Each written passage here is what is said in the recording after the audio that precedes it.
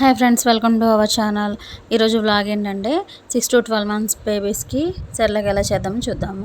అందుకు వేరుశనగపప్పు 1/2 కప్పు, జీడిపప్పు 1/2 కప్పు, బాదం పప్పు 1/2 కప్పు, పచ్చిశనగపప్పు 1/2 కప్పు, పెసరపప్పు 1/2 కప్పు అండ్ మినపప్పు 1/2 కప్పు, రాగులు 1/2 కప్పు, అలాగే బాస్మతి రైస్ 1 కప్, వాము జీలకర్ర తీసుకుందామండి.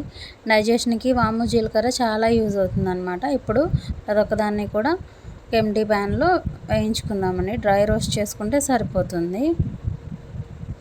మనం తీసుకున్న ప్రతిదీ ముందు నేను బాదాము, వేరుశనగపప్పు అలాగే జీడిపప్పు మూడింటిని వేయించుకుంటున్నాను. ఎందుకంటే ఇవి కొంచెం పెద్దగా ఉంటాయి కదా, అన్నింటినీ కలిపి వేయిస్తే వేగవన్నమాట.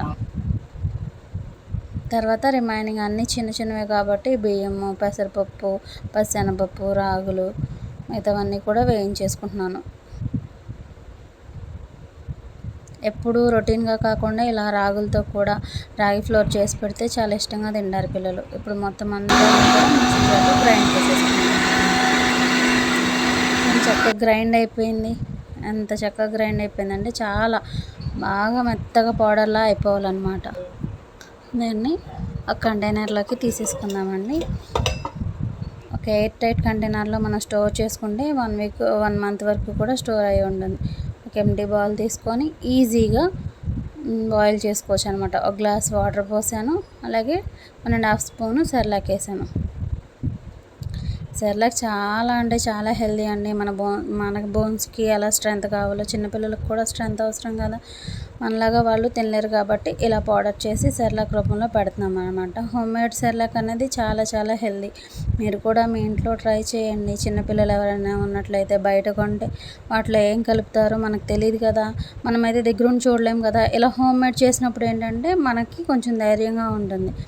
నేనైతే ఆ ధైర్యంతోనే చేస్తున్నాను, బయటవి ఎలా ఉంటాయో తెలియదు కదా. అలాగే మా పాపకి 1 year వస్తుంది, అందుకని కొంచెం నేను క్రిస్టల్ సాల్ట్ యాడ్ చేశాను. మీరు కూడా 1 year వస్తేనే యాడ్ చేయండి. బిలో 1 year అనే లోపు మనం ఇంకా సాల్ట్ కానీ యూస్ చేయకూడదు అనమాట. సాల్ట్, షుగర్స్ అలాంటివి ఏమి. అలాగే హోమ్మేడ్ గీనే చేశానండి నేను ఇంట్లో. అయిపోయింది చూడండి, సెర్లాక్ ఎంత బాగుందో. హోమ్మేడ్ గీ యాడ్ చేస్తున్నాను.